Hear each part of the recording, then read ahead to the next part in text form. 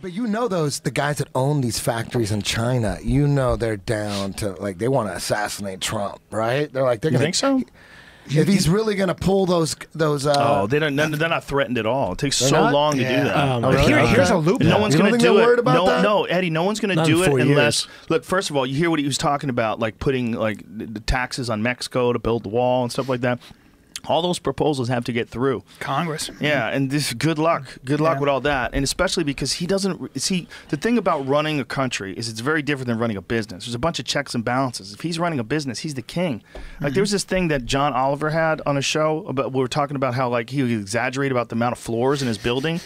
You know, you think you're on the 14th floor, but you're really on the 8th floor. Because he would like say there's like 68 floors. And there are like, 58. He just does whatever he wants. Yes. But it makes it look more exciting. Is that a way. fact check ever? Yeah. No, there's no. But you can't.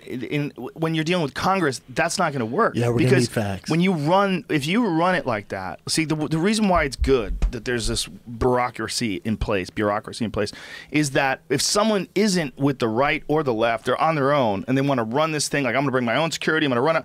Nobody's going to be on your side.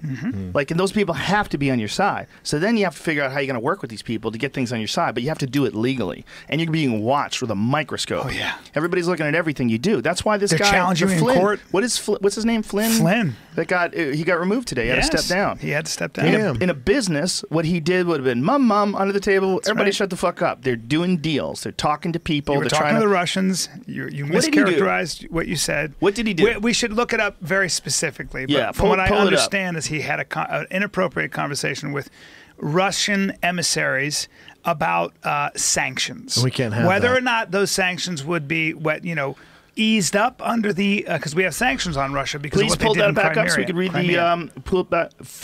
National Security Advisor Michael Flynn resigns, and then you scroll down a little bit there. It says National Security Advisor Michael Flynn has resigned after reports that he misled senior White House officials about his conversations with Russia. The liberals are freaking out right now and screaming into their lattes. Actually, conservatives are. I know. President Trump has named, but the liberals are they're ready to light shit on fire. They're going to go down to Starbucks and kick the door in. Retired Army Lieutenant General Keith Kellogg as acting National Security Advisor. Kellogg previously served as Flynn's chief of staff. Blah, blah, blah, blah, blah. The embattled Flynn blamed his resignation late Monday on the fast pace of events that led him to inadvertently give Vice President Pence and others incomplete information, in quote, about his phone conversations with Russia's ambassador to the U.S., Sergei Kislyak. And remember, they probably recorded those conversations. And if he said anything about sanctions being eased up when Trump comes into power, etc., that would be very inappropriate. I have sincerely apologized to the president and the vice president, and they have accepted my apology, Flynn wrote in his resignation letter. Wow. This is weird, man. Really weird. Look at this. Pence had defended Flynn's contact with Russia, and when it became clear the National Security Advisor had not been forthcoming, serious questions were raised about his ability to keep the job. This is fucking House of Cards. Like, House of Cards is real. Especially since Russia, according to both sides of the aisle, was probably involved in hacking. Don't say that. You keep saying hacking.